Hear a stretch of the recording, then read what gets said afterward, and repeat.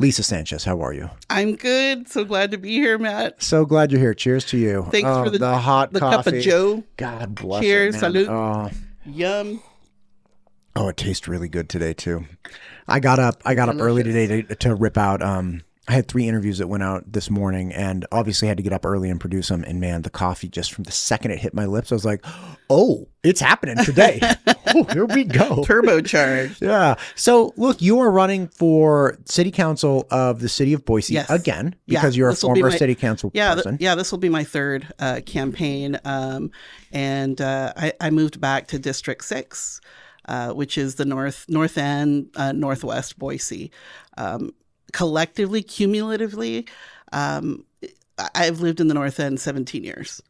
The first time was 7 years. I lived in a garage apartment on Harrison Boulevard, and then for a little over 10 years on the corner of Bella and 18th. That's where I lived. And I just loved it. I love living there. Clearly not a homeowner, but really enjoyed the community that I was able to cultivate in living in the North End. But it was funny, the first time I served on the city council, the first 2 terms, I would hear complaints, "Oh, it's the North End, the North End." I'm like, I live in the North End, but I am not of the North End. I'm not a homeowner. I'm not wealthy. I'm a renter. And I think that offers a unique perspective, and one that I feel is missing from city council. I think it's important that we have people from different socioeconomic backgrounds. That's part of the diversity I think that we're missing in leadership. And it's something that I feel called to do. I think the first time I ran in 2017, I think a lot of people were surprised. Who is this? Why is she doing this? And it took a while for me to be able to share publicly why I felt compelled to run as somebody who, I don't come from political royalty. We know that we have families here in Idaho who have generations of political engagement. So I don't come from that. Yeah, you and me. I don't come from wealth. I'm not, as they say, connected in that regard.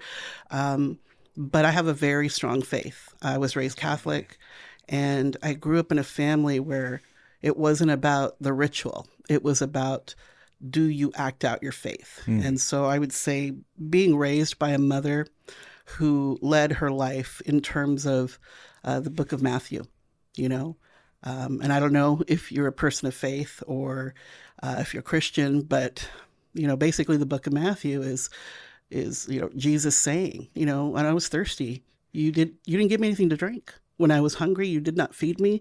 When I needed shelter, you gave me none. And, the response is, Lord, when did we do this to you? It's like, when you did it to the least of my children, you did it to me. And that's who raised me to be Councilwoman Sanchez, is a woman who never made us feel like we didn't have enough to share with people in our community who were in need. And that's the calling that I felt. It's like, I know I'm nobody, Jesus, but Jesus is like, why do you think I'm picking you, girl? I pick nobodies. I want people who have nothing to be in those rooms with people who have everything so that you can advocate for your brothers and sisters. So that's why I did it. I know people in those days thought I was delusional. They probably still do. But this is just part of that continued calling, Matt, that I feel I have to do this for my community. And my community is vast. There's a lot of people in Boise, Idaho who rent. And I did not know until I got on that dais, helping to decide whether or not a development was going to be allowed in a particular neighborhood. I had no idea how much hatred there was towards renters. I would never have known unless I was one of the council members deciding whether or not a project could move forward. We'd have neighbors coming up to testify against a particular project. Usually it's multifamily housing, an apartment complex. I don't want my property rates to go down, or my property value to go down. I don't want my criminal rates to go up. Those people don't care about the community. And my colleagues are kind of stealing glances at me, kind of cringing, because they know that person doesn't know, at least in those days, the early days, that there's a council member up there who's a renter, who's low income, and who's going to have something to say about their particular testimony. The reality is there are a lot of renters in our community, and they come from all kinds of backgrounds. But, to talk about people as if they're a blight on our community is just, well, it's not true. It's not fair. And it's not godly. It's, we say we're Boise kind. That doesn't sound kind to me at all. These are the people who give us our coffee. They clean our homes. They tend to our wounds when we're, going to the hospital. They are our fellow neighbors.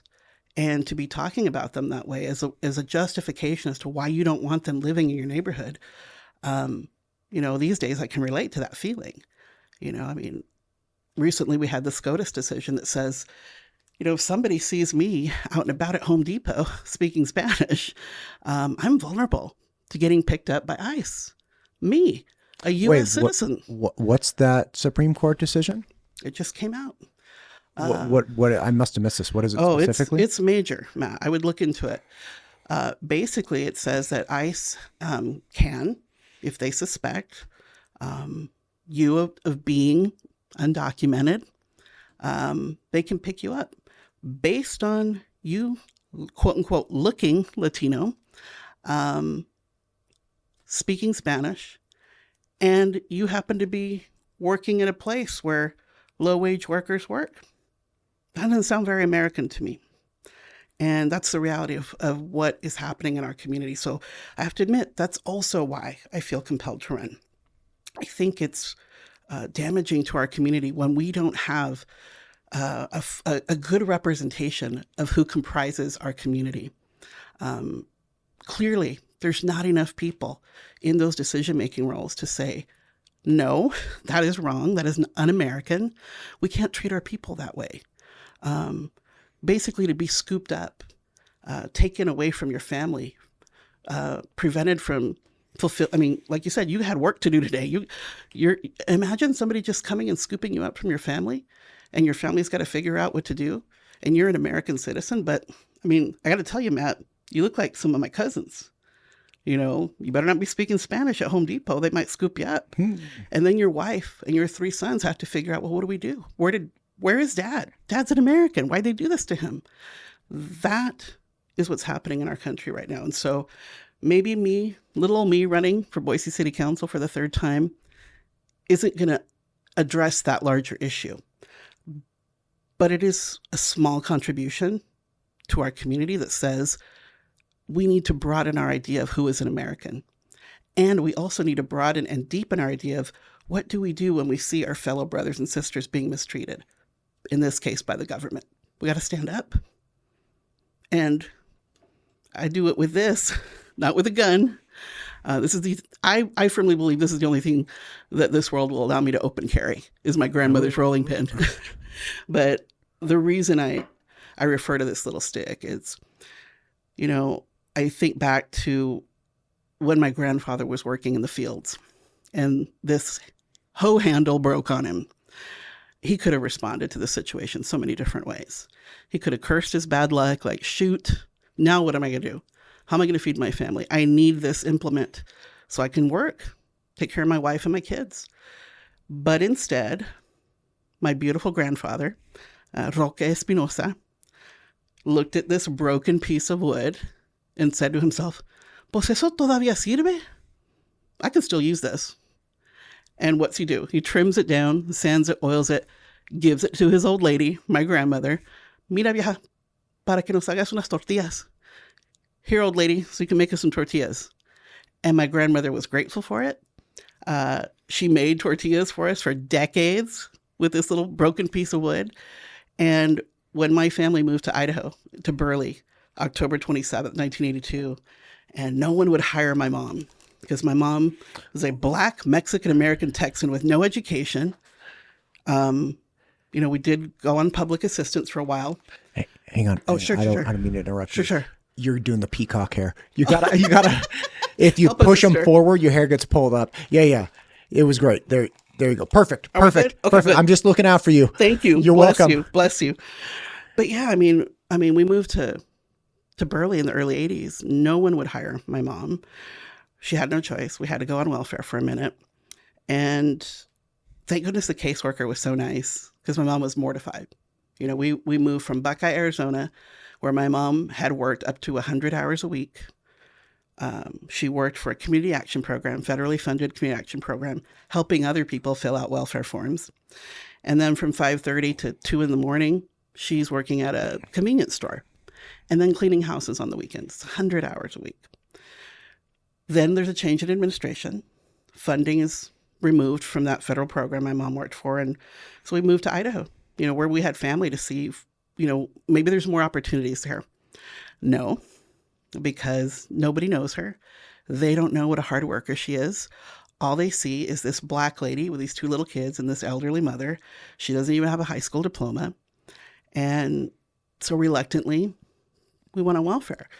And it was the first time I'd ever seen my mom cry, Matt. It was, I don't know the first time you remember seeing your parents cry, but it's kind of scary if you're used to them being strong. And then to see them get emotional like that, it's a little bit like, oh, mom never cries.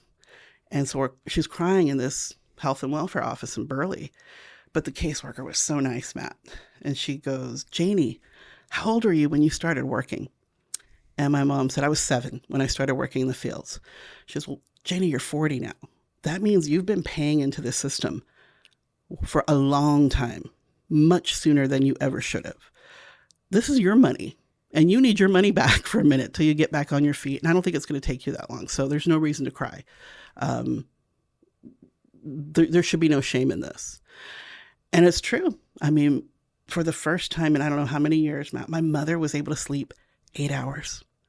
And I don't know how good you are with your sleep hygiene, but I mean, studies show like you can't operate as a well-functioning human being without enough sleep, without enough water, without healthy food. So for the first time in years, my mother got 8 hours of sleep, got to spend time with me and my brother, like actually interacting with the children because she was like a mama bird. She's working, she comes home, shoves the worm down her throats, and then takes off again. We never got to have quality time with our own parent until my mom went on welfare for a minute. And in that moment, with rest, with the recognition of she needed to recalibrate her values and realize, I'm missing out. My kids are amazing, and I don't get to enjoy being a mother. I'm just feeding them and housing them, but that's not parenting. And she made a decision. Whatever I do next, I'm not giving up my kids. And she called on her family. They did what they could and put money together so my mom could open a restaurant in Burley. And so this little palote, my grandmother made the tortillas. My mom was the cook. I was the waitress.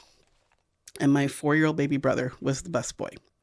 It was the best thing that my mother could have ever done for us because we got to see her not give up and not accept what was being offered to her. As grateful as we were for that assistance that the good people of Idaho gave us when we first moved, we're workers. We want to work, we want to produce, we want to contribute.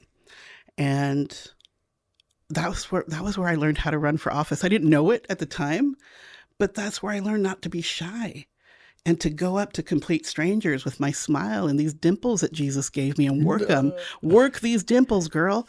And, you know, my mom gave me very minimal instruction. Mija, when the people come in, you greet them, you say hello, you take them to their table, you give them their menus, and you go get them their water.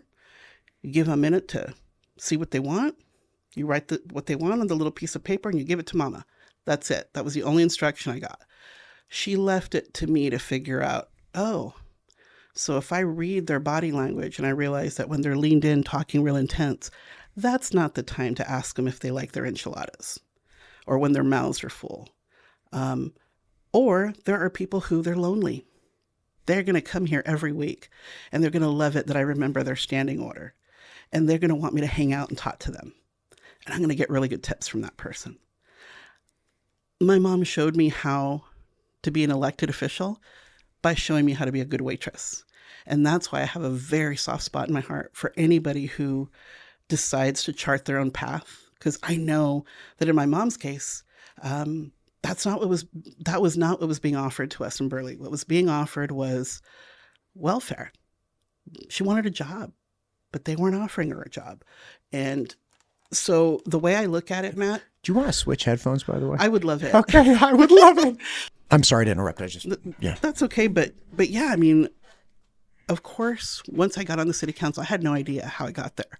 It isn't until I reflected on how Idaho received us when we moved here in the early 80s, and how these seemingly difficult moments and obstacles were actually opportunities. And that's why this balote means so much to me. It's a symbol of that. When I left for college, first in my family to go to college, and my grandmother gave this to me, it was the Hope Diamond for me. Like this was my grandmother's balote, and for her to give it to me, it was huge. Do I make tortillas? No. That is not my calling. That is not my gift. But I've carried this the 2 times that I was sworn in as a council member at the city of Boise, because they're a part of this. I mean, like I said, when we lived in Burley, my mom opened that restaurant, created this opportunity for me and my brother to learn by doing. And my brother says the same thing. He's like, my favorite memory of us being our own little family unit was when we had the restaurant.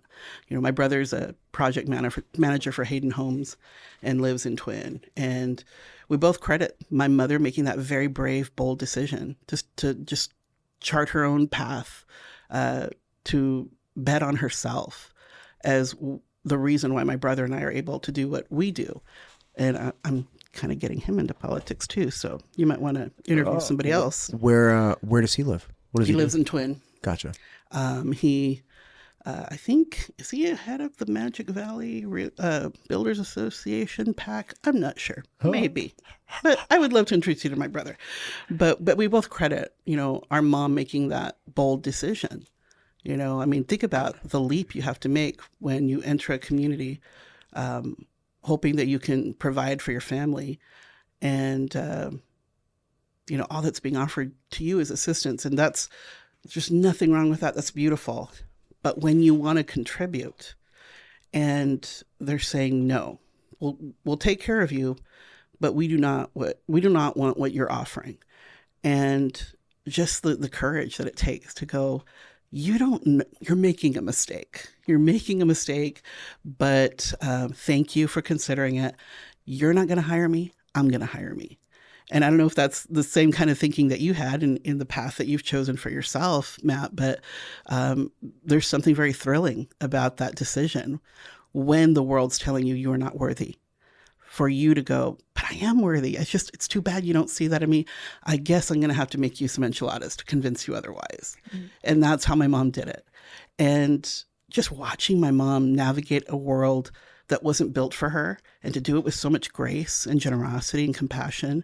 She didn't know it at the time, but she was showing me how to be a councilwoman.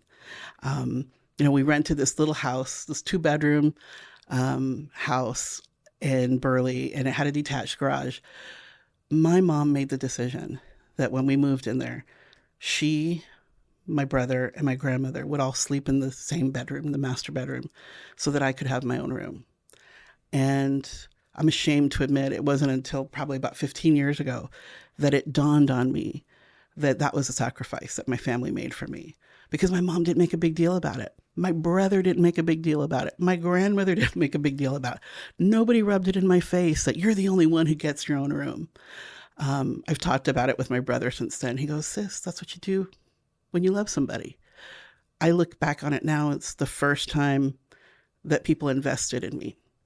My family didn't know what I was going to do, but that was their contribution. Like, she's going to do something with her life. We don't know what it is.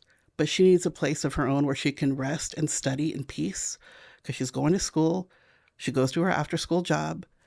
She's got to come here and she's got to study. My mom also converted that detached garage into living quarters for complete strangers. So we had people who were down on their luck. We had people who were undocumented in this country, who needed shelter. And this was the 80s, Matt. The 80s were fabulous. It's about glam and Donald Trump was the 80s. I mean, that's when the world fell in love with Donald Trump, was in the 80s. It was a symbol of excess, and you can't have too much of anything. Big hair, big makeup, big cars, big money. So I'm a teenager in the 80s in Burley, Idaho, and my mom has people living in our detached garage. I'm mortified. I'm so embarrassed. And one day I did say to her, I said, Mom, don't you think it's weird? Don't you think people are going to think it's weird? We've got people living in our garage. And she goes, you know what I think is weird, Mija? I think it's weird that we would ever think to build a little house for a car. Because that's what a garage is. It's a little house for a car. Cars are meant to be outside. You get in the car so you can travel and not be affected by the rain and the snow and the heat and the wind. People are not supposed to be outside in the elements, Mija. So no, I don't think it's weird that we would use our little garage to help people. And I mean, that stuck with me, Matt. I carry my mother's vision and her approach to life in everything that I do. First and foremost, my mother showed me, if you really want to do something, if you want to help, you will find a way. If you don't, you will find an excuse. So my mom didn't let embarrassment or shame or fear of her landlady, because I know my mom didn't ask anybody's permission to do that. She just did it.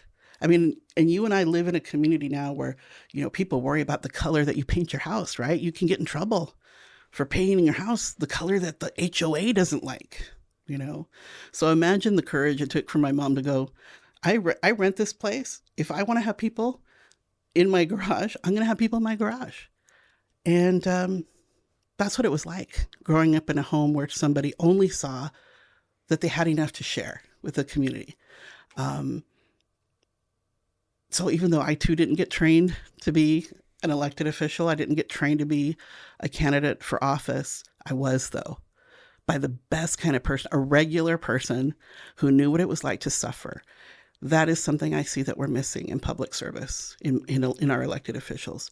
There's not enough people who've suffered in those roles who can bring that lived experience to the work.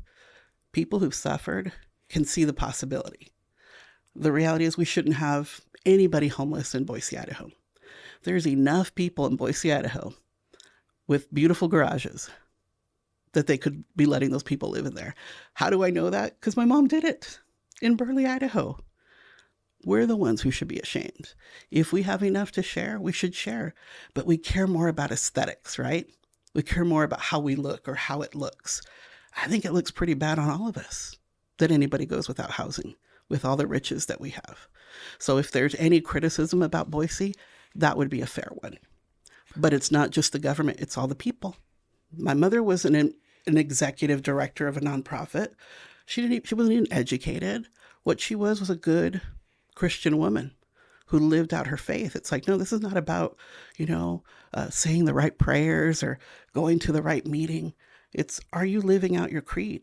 Are you truly walking with Christ in the way that he expects you to? And that is what? You need to take care of your brothers and sisters as if they were me. And when I came home from college for the first holiday, my freshman year, I was desperate. I wanted some time with my mom. I had to share, my brother and I had to share my mom with the world. And we knew she was doing important work, but we wanted some time. So I come home from college over the holidays. I go, Mom, can we just have one day where it's just us, where we don't answer the phone, where we don't answer the door? Because my mom's house is like Grand Central Station. And she goes, Mija, don't you know that the next person to come ask for Mama's help could be the Lord himself? You know what, Mija? You get to be the one to tell them no. You don't want me to, you get to tell them no. And she said, do you realize why I do this? I do this because there may come a day when one of my children will need help and I'm not going to be here anymore. I hope if that day comes that the community will remember what I did for them and that they will be there for my child. And I got to tell you, Matt, that is 100% what has happened. I have never been dropped by this community. The people have always shown up for me. And I know it's because of what my mother did all those years of never saying no to the community. And she didn't do it for herself. She didn't do it to get a pat on the back. She did it because I want my kids to be okay. And hopefully people will be there for my kids. The voters did that for me, donors. people who've collaborated with me to do the work that I did as a councilwoman. I feel that that's my mom making those deposits in the love bank for her brothers and sisters, that I was then able to make the withdrawal on behalf of my brothers and sisters. And I don't know what you've heard about me, Matt, but I haven't often had the opportunity to speak this way about why I decided to serve and why I've decided I need to come back, because it's a privilege. I mean, like I said, and I urge you to look into that SCOTUS decision this week and learn a little bit more about it. It is a privilege. I was ashamed in 2016, Matt, when President Trump got elected, because I got woken up that I'm a legal citizen of this country by birth. I didn't do anything to earn that privilege. I just got lucky. My father's from Mexico. My father's from Talpa de Allende, Jalisco. My mom was born in Poteet, Texas. And I could have very easily been born in Mexico and be trying to find my way here just for the privilege of working here. And who knows what level job I would be able to have. Maybe I would be one of the folks who was worried about, being raided in the fields. My dad was a white Mexican. My mother was a black Mexican. The privileges that my dad got just because he has green eyes, light skin, light brown hair, even though he wasn't a U.S. citizen until he married my mom, my mom didn't have those same privileges. She was a black woman. When she was born in Poteet, Texas in 1942, the signage on the public building said, no coloreds, no Mexicans, and no dogs. My mom was two of those three things.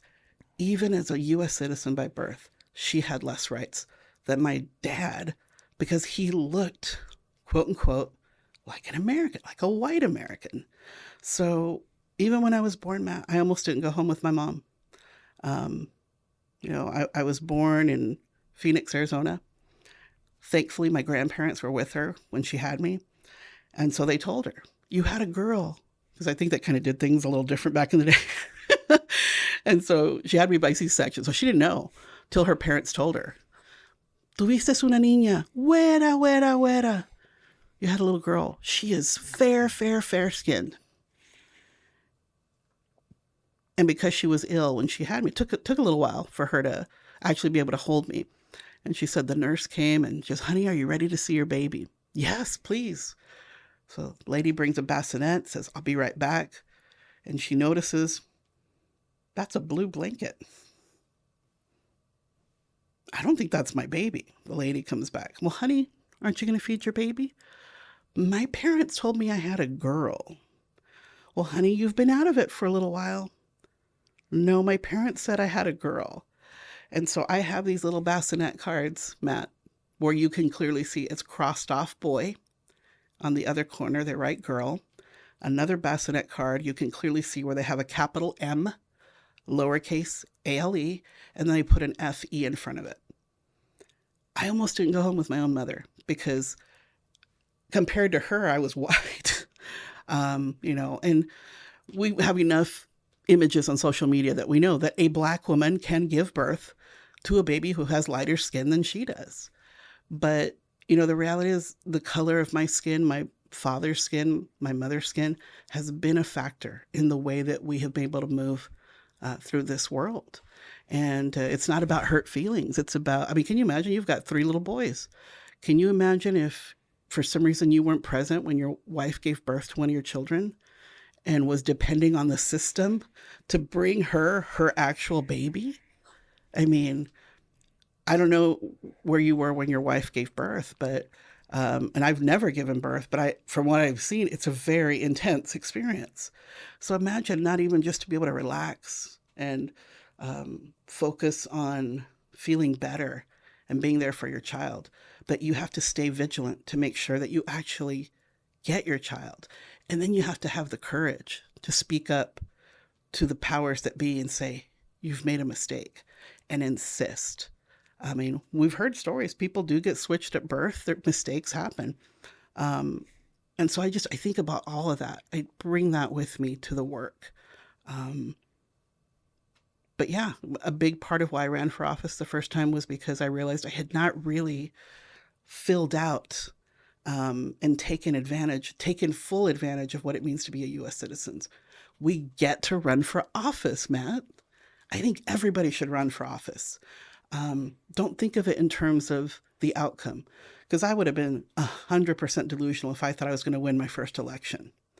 And so that's not how I entered it. I really did enter it from a place of humility and gratitude. I get to do this. There are kids that were brought to this country. You know, they didn't make any, I didn't choose to come to Burley, Idaho. I was 11. My mom made that decision.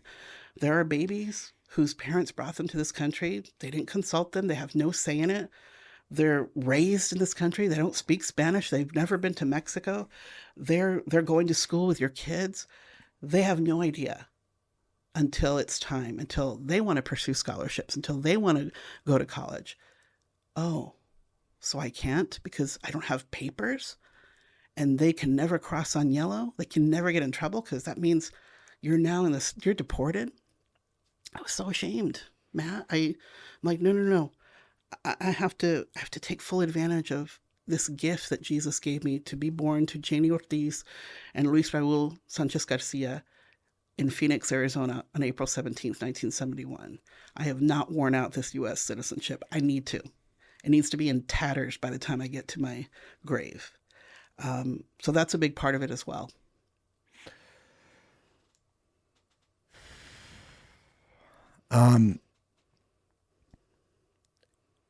In preparation for the city council interviews for Boise, no, I did not do a dump truck of research on you, or I don't try to dig up dirt on people. I don't try to do any of that.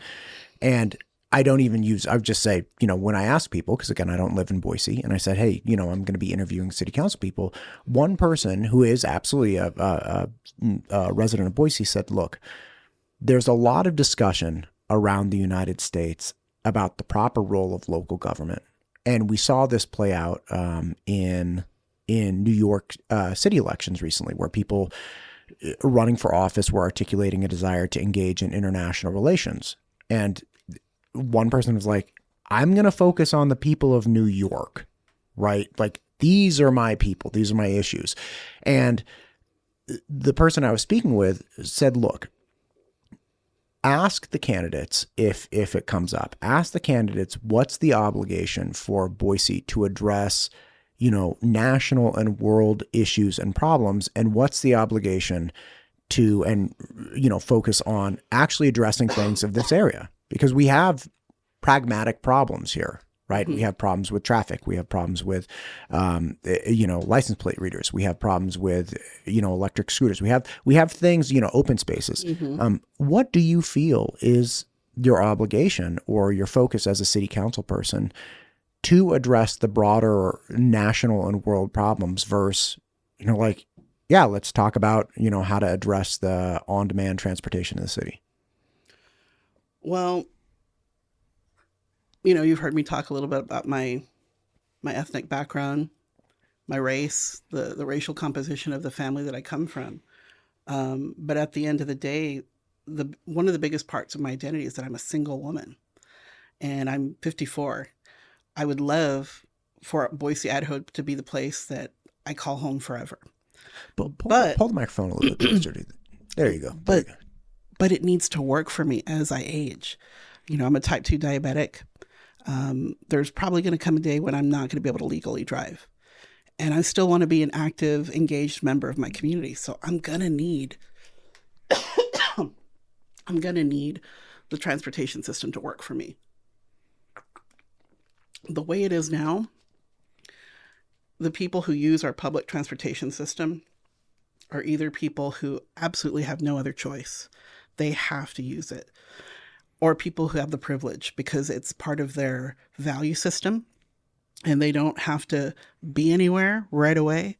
I mean, you and I have been to bigger cities where their public transportation is just, you can get somewhere pretty quickly because it's there. The reality is we need people in this state to recognize that, we're one of the few places where our state government does not provide funding. And I think part of it has to do with what you're saying. I don't know what the beef is with Boise. It is the capital city of our state, and the needs in Boise are different than they are in Burley, where I grew up. Um, I didn't fully comprehend how big Boise was until my first year I ran for office, because those were at-large seats, which meant you have to go to every corner of Boise city limits to find votes. And that's when it fully really dawned on me, like, whoa, Boise's bigger than I realized, because I haven't moved from my first home in Boise, which was Towers Hall at Boise State University, maybe more than 5 miles. That Boise has been that little world, downtown, Vista Bench, North End area. Once I campaigned that first year, and I had to go to every corner of Boise, and like, Boise's big. And people who live closer to the city limits, yeah, they're gonna need to get around. And we're getting to the point where if we all insist on riding in our cars, we're gonna be stuck in traffic. I remember when I could get from downtown Boise to Chinden, maybe 10 minutes. It Zoom. That's not the case anymore. I mean, clearly I still have it off. I was 10 minutes late getting here, but I mean, it's the reality that we're all going to have to accept. And it's going to require people who were not previously civically engaged, Matt, getting involved. It's going to mean learning and figuring out why isn't there a really good bus system that runs regularly in Boise? It's our main urban area. It's because we are one of the few states that our state government does not fund public transportation. And we desperately need it, because as we've known, especially the last 5 years, ever since the pandemic, when we had people going, I can work remotely, and oh my gosh, I can move to Boise, Idaho, where there's a river and there's golf courses and there's bogus. I mean, people figured it out. This is a pretty cool place. And they don't have to work for an employer based in Boise.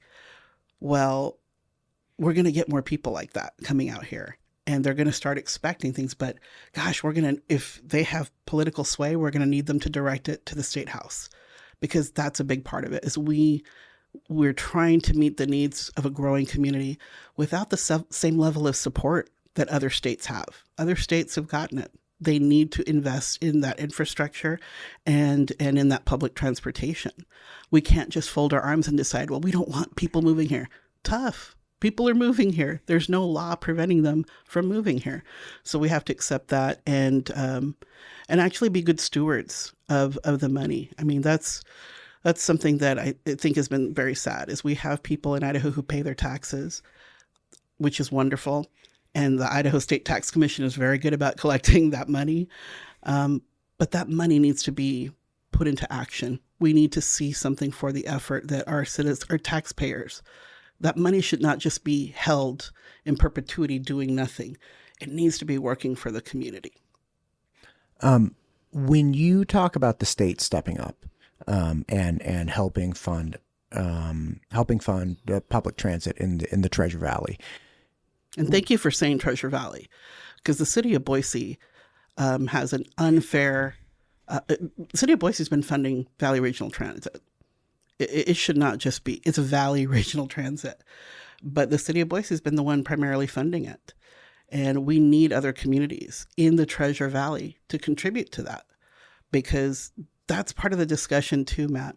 A few years ago, I remember. Just to be clear, I had Councilman Sebastian Griffin on from Nampa, and that was because he didn't feel that Valley Regional Transit was a good investment. They are investing, and that they can. Nampa as a whole decided, or the council decided, to continue funding Valley Regional Transit. So it is not. It's not accurate to say it's just Boise that's funding this. Primarily. It's primarily. And is Boise. that analogous with the proportion of service? Because I'd be willing to bet that Valley Regional Transit has more stops and whatnot within city. And do you see what I'm saying? That's the issue. Is we are hobbled as a region. We don't have the same levels of support that other states have to really invest in their public transportation system to actually make it work. Well, and this is a question. You grew up in Burley. Mm-hmm. what's the value proposition for the residents of Burley to pay taxes to fund a transportation system within, Boise? We came to Boise. I think that we could have more communities visiting the capital city, because that's the other thing. It's the capital city. There are amenities that we have in Boise that they don't exist in other communities, and it should be a destination place. I don't know how much time you spend in downtown Boise, but I love it. It's my favorite. But I'm meeting people that are not from here. There are people who are, heck, as I was trying to get my petition filled out, I'm like, oh, I only need like 5 names. I'll just go to the Hyde Park and get some names. Do you live in Boise? No, I'm from Eagle. Do you live in Boise? No, I'm from Nampa. Shoot, where are all the Boise people?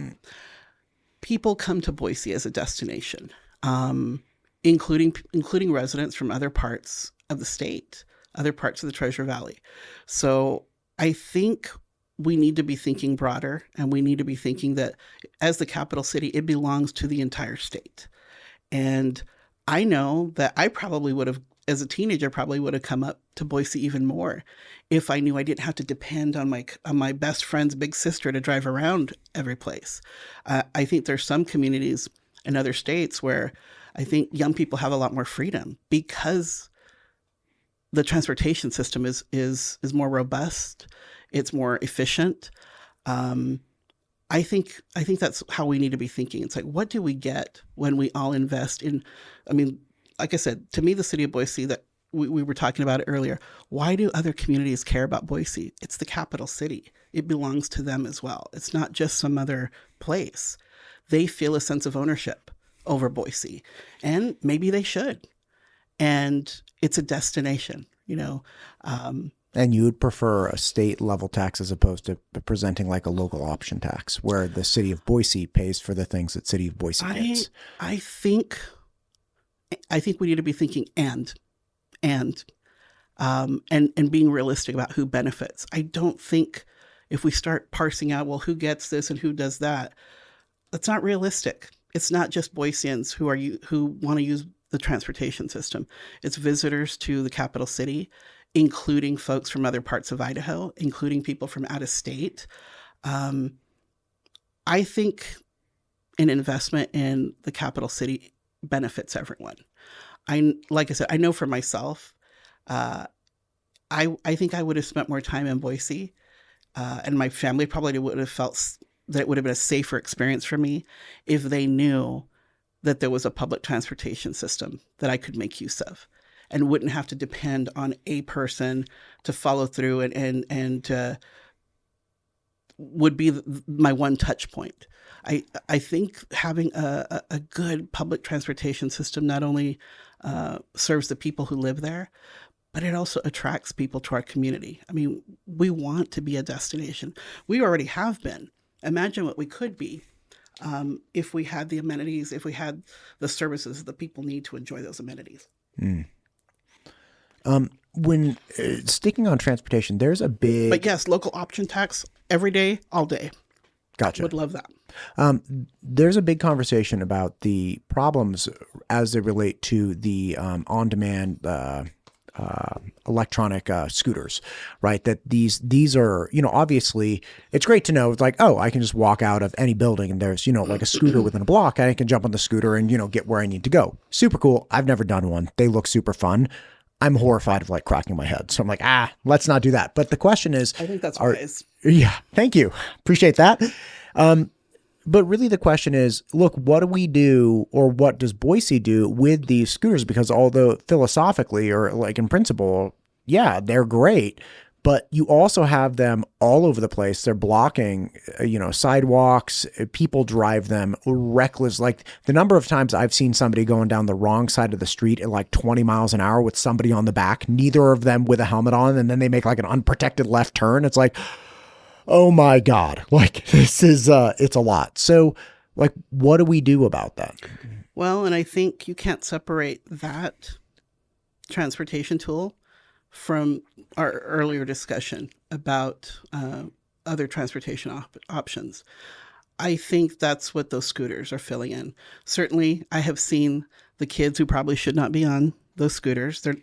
technically not old enough to be riding those scooters. They're not wearing helmets.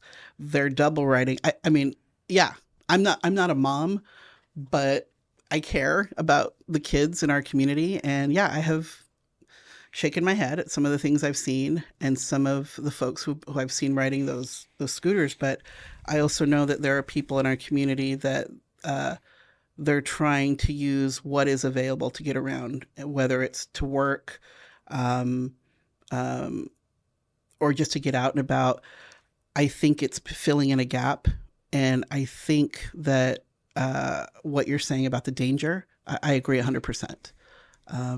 I was not a fan from day one. I think we were first talking about these scooters during the Beater administration. So I'm pretty sure I'm on record saying, no, I don't want those here. So do you think the idea is to get rid of them? I think it's to look at what purpose are they serving right now?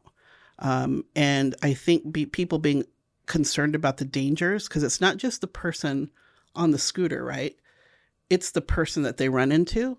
It's the person that when the person evades the accident and runs into something else, right? Because he didn't want to hit the person on the scooter. It's all bad. Yeah, it's not just the person on the scooter. It's the other people in the community who are trying to make their way through the city as pedestrians, or even as right in their own vehicles, trying to avoid an accident. But I think it also speaks to the earlier argument. This is trying to fill in that need, and it's far from ideal.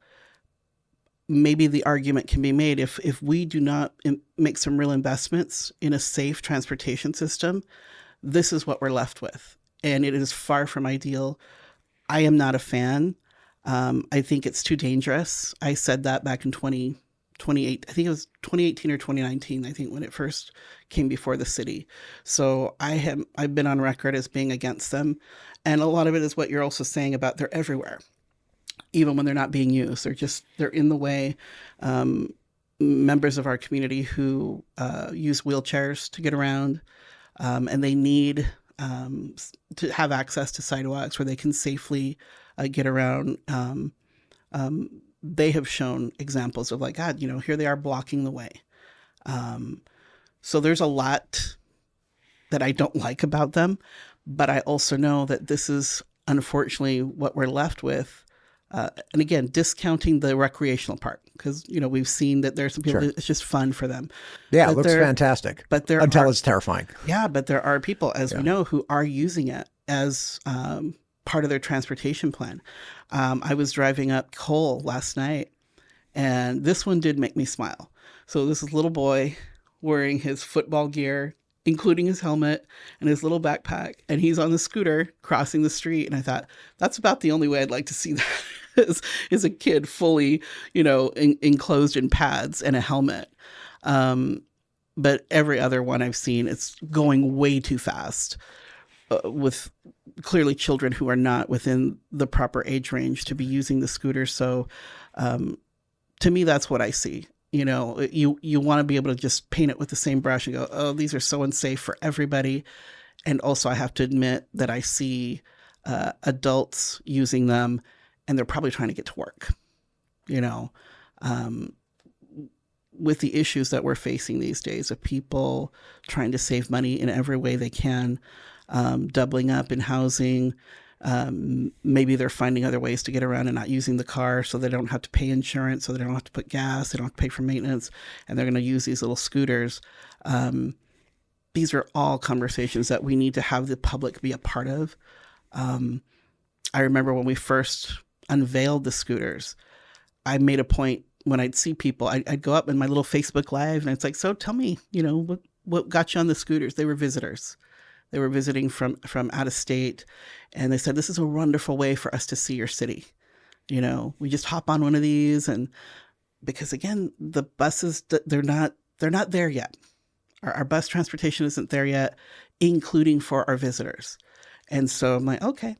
Somebody assumed that because I interviewed this couple that I met, that I was pro scooter. I'm like, no, I'm really not. But I also need to know for the people who are using them. Why are they choosing to use them? I think there needs to be some study about that, Matt. Who is using them? Why are they using them? How would they feel if they went away? Gotcha. And we also need to talk to the people who've been hurt. Yeah. Sticking with traffic, what are your thoughts on license plate readers? Oh, gosh. I think we are all so unnerved by how much vigilance, how much we are being watched. I know that that's part of the concern that I've heard of people are like the thought of, oh God, Big Brother. But I also know that we don't have enough police officers in our community to be doing the things that we want them to do. I know that when I was on the council, we would hear from members of the public. They're like, we need more police officers managing speeders, and really helping us manage, some of the violations we see on the roads. But, the same issues that affect any other person considering building a life here in Boise and in Idaho, they're felt by the folks that we're looking at to hire for our police force. There's not enough housing, affordable housing. I know that there were times when, folks would be in the process of interviewing, extending an offer, and the prospective police officers could not accept it because they couldn't find housing, affordable housing in our location. So, I could see that being a way to address the issue. But I can also see people's concerns about it. It's like, how do we ensure that there are not mistakes happening? I mean, we know about technical glitches happening. I also know that there are initiatives that we've had at the city of Boise that we try it. We see how it works. It's not an all or nothing deal.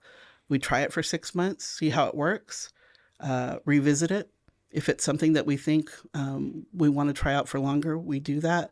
I think that's the approach we need to be taking. If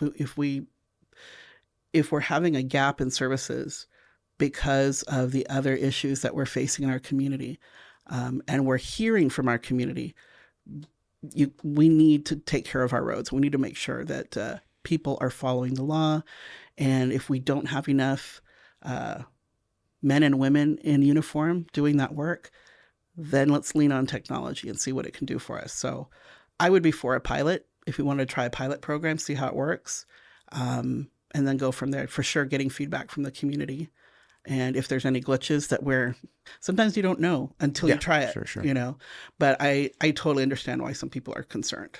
It is creepy. I mean, we live in a society. There's cameras everywhere. And so I don't know if that's part of it for some folks, that Gotcha. They don't like the idea of being watched. Gotcha. Yeah. Shifting over to housing, we kind of touched on this a little bit. There's a large discussion about zoning and better utilization of the existing land that's already slotted for housing. When people talk about increasing density, most people just think of, like high rise apartment complexes or condos or something of that nature. But there are enough, some people feel there are enough single family residences on large enough lots that you can subdivide those lots. You could do, in-law units, you could do, duplexes, things of that nature.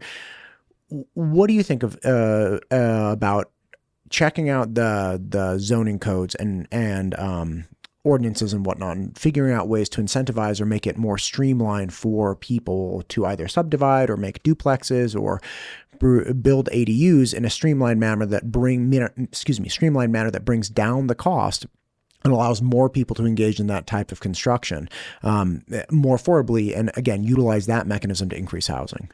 Yeah, and you're gonna probably get a little annoyed with me, but I think it'll start to formulate a picture here. I think none of these issues are standalone issues. They're all interconnected. So, one of the reasons sometimes we have pushback about projects that are going into an established neighborhood. Pull the microphone. I'm sorry. You're good. I'm a bobber. Yeah. No, and you can, if you lean back, you can bring it with you. It's no problem. But, and off it's some of the pushback that I heard at the city from neighbors was, what about all the cars? Is there enough parking?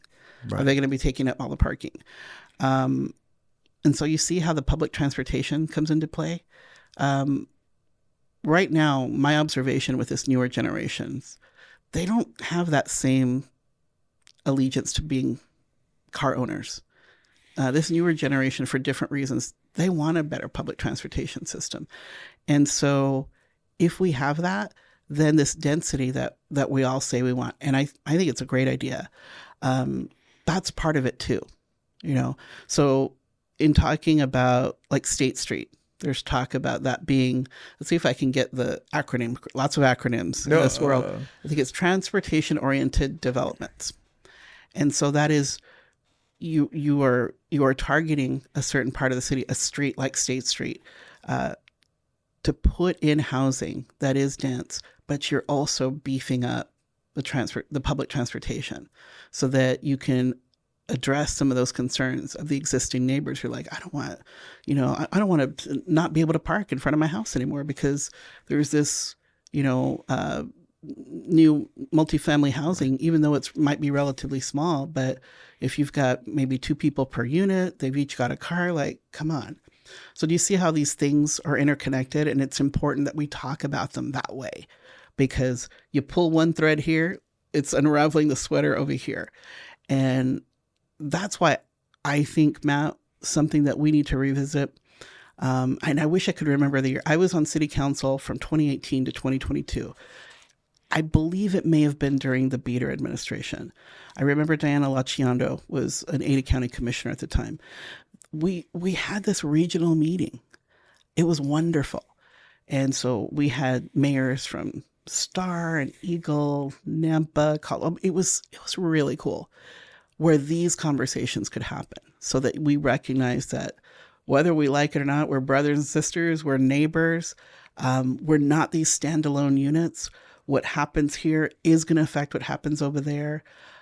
We need to be talking larger, and we need to be talking more about regional in terms of the Treasure Valley. But I was a homeowner for 8 years because it was a tall, skinny house. Those were very controversial 20 years ago. But it made it possible for me to be a homeowner for 8 years. It was 988 square feet, brand new construction in an established neighborhood, which is what I want. I remember when I told the housing guy that I met with, he's like, so what are you looking for? And I go, I want brand new construction in an established neighborhood for under 100,000. He's like, okay, well, I'll let you be in Fantasyland for a minute and then we'll talk. But I tell you, Jesus is good, because that's exactly what I got. I got a brand new, tall, skinny house on Vermont between Beacon and Rossi, right next to Boise State, for $97,700. That house now, $559,000 is how much that house is for sale on Zillow. But it's close to Boise State. So, in fact, I think the last person to buy that house was an out-of-state mom who bought it because her son was going to Boise State.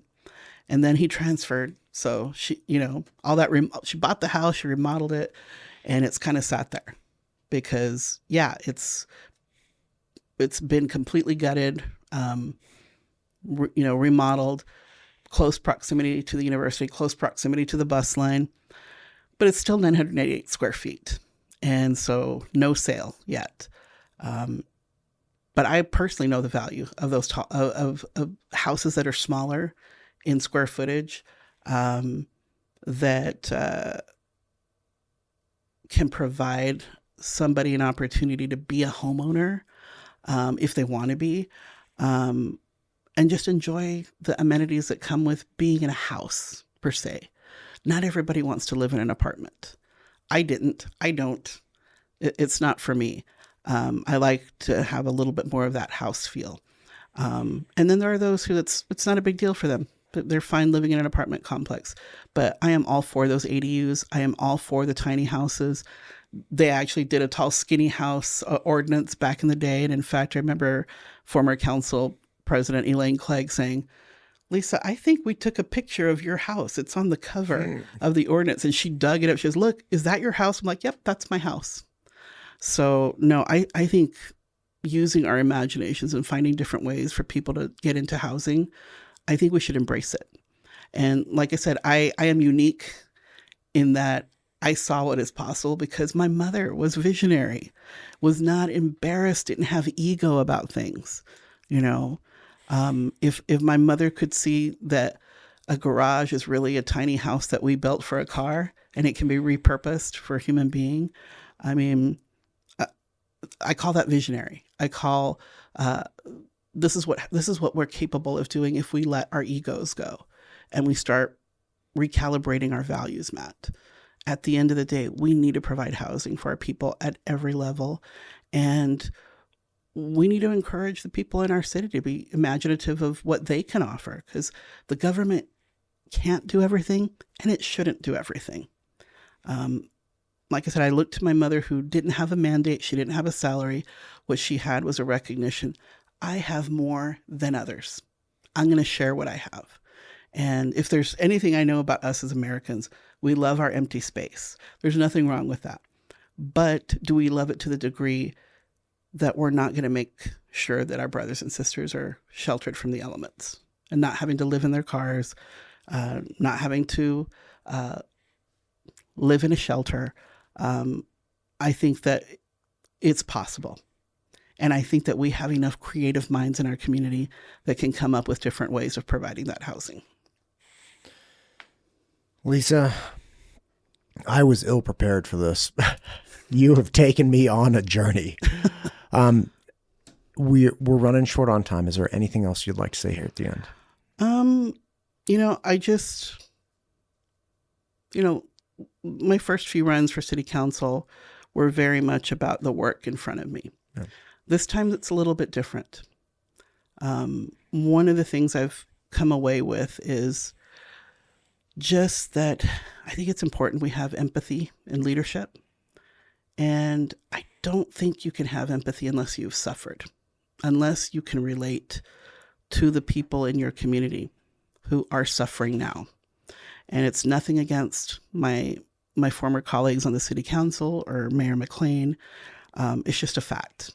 The time I spent in City Hall, it was one of the things I observed. I'm like, these are not unkind people. These are not unloving people. They've just been insulated from suffering. The kind that I have not been.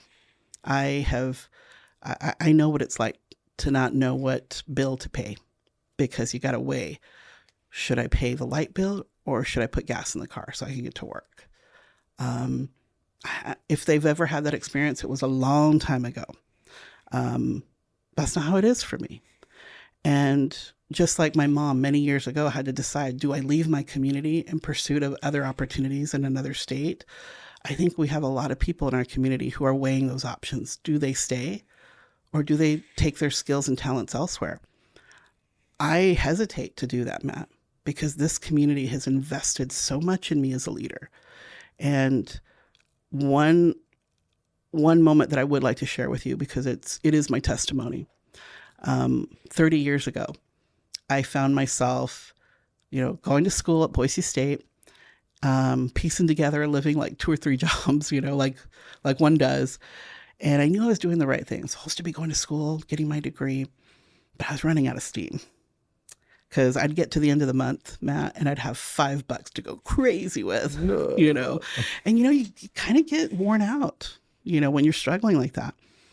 And so I did something that I hadn't done since I was a little girl. I grew up in a family where when we were little, before you go to bed, you get on your knees and you say your prayers. And so I did. I got down on my knees in my little basement apartment, which is still on the corner of 4th and Grove in downtown Boise. And I prayed, but I didn't pray the Lord's Prayer or the Hail Mary. I just said very directly the help that I was asking for. I said, Jesus, I know I'm doing what I'm supposed to be doing, but I'm running out of steam. Can you cover the rent for like a year? That'd be great. In your name. And I remember not long after that, a friend of mine died. My friend Gilbert Ortega died from AIDS. And Gilbert was a chef at Murphy's, which doesn't exist anymore. It used to be on Broadway. And back in the 90s, there used to be a very popular gay bar called the Emerald City Club. Very popular for all the kids. We'd all go dancing there. Gilbert was so full of life and joy that he wouldn't even change out of his chef whites. He's all greased up and sweaty, but he would come to the Emerald after work with his tambourine and play the tambourine to the disco music that we're all enjoying at the Emerald. So when he died, his friends went through his little apartment and they found this cassette tape of him singing Over the Rainbow a cappella. And so they played it at his little memorial that we had at Ann Morrison Park. And it was one of the most poignant and hilarious things I've ever heard, because he could play the tambourine, but he could not sing. And I just knew wherever Gilbert was in the ether, he was like, oh, good, they found my tape. And I get to sing at my own memorial service. And I remember how I felt listening to this. I'm like, God, here's somebody who, their life is shortened. They're not here anymore. But while they were here, they had no shame. They had no sense of, I have to look perfect. They just leaned into the joy and the spirit of life. What a lesson to have somebody like that in your life, to just lean into it and enjoy it. And so this was the fall. And you know what Boise looks like in the fall. Our trees are just showing up and showing out. And so I remember as we finished up at the memorial service, I asked my friend Robert, I go, hey, can you give me a ride up to Jolene's so I can pick up my check? Jolene was this very nice lady whose husband had hired me to basically be her companion. I ironed his golf shirts, and I took her and their dog to get their hair done. That was my big job. So we're driving up Harrison Boulevard, looking glorious, and I'm just like taking it all in. And I say to my friend, God, I'd love to live in this neighborhood. And then a few days later, I get a call. Lisa, I think I have an opportunity for you to live rent-free for at least a year. So I go to this fancy building on Main Street and hand the lady my resume, and she's reading my resume, and she goes, are you a radical? I was 23, Matt. I didn't know what a radical was. I said, I don't know. I think I'll share something with you, and you decide if I'm a radical. I think today's immigrants deserve the same respect and dignity that the history books give to the folks who came over on the Mayflower. And she says, you don't think those people are coming over here to take advantage of our welfare system? I said, well, I went to public school, so this is what they taught me. They taught me at public school that the early attempts to colonize the eastern part of this continent by the Europeans failed because they didn't know how to farm that land. And it wasn't until Native Americans offered to help them figure it out, to learn, like, this is how you farm this land, that they were finally able to get a toehold. And here we are, United States of America, thanks to those kind people. So to me, it seems like that was a welfare system.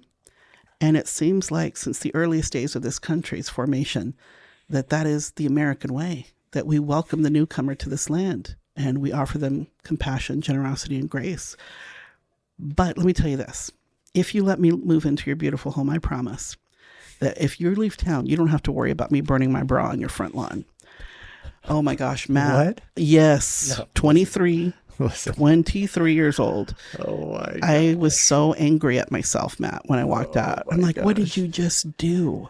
That was so sassy and not respect. I was so mad at myself, Matt. And I'm like, God, what'd you do? I go, you were literally on your knees asking Jesus for this very specific blessing. He's giving it to you on a silver tray, surrounded with tater tots and French fries. A day or two goes by and I get a call.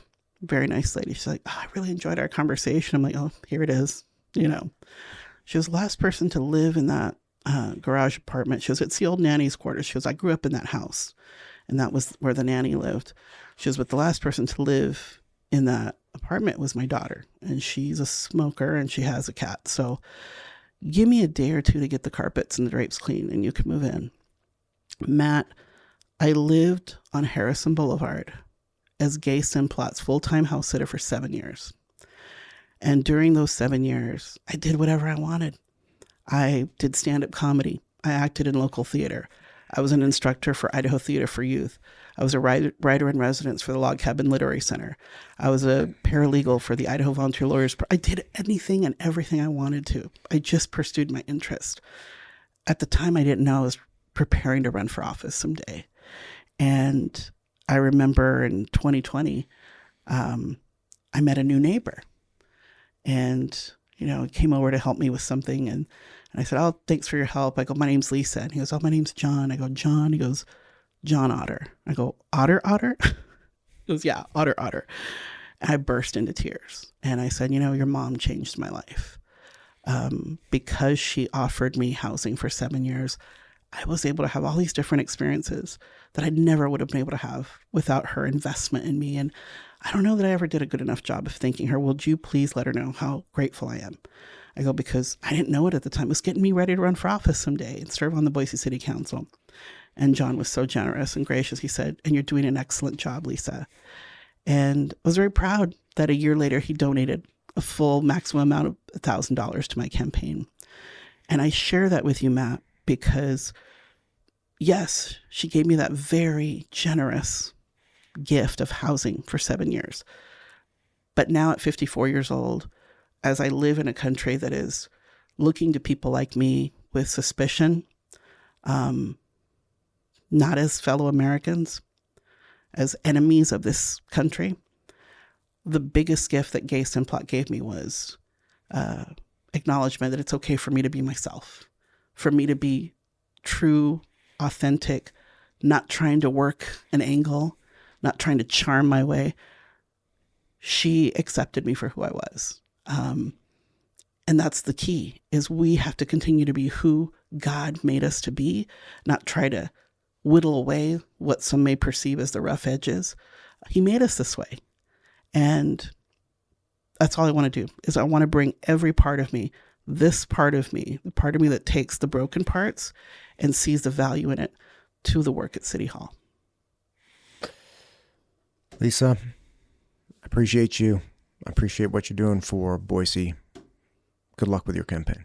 Thank you so much. Appreciate it, Matt.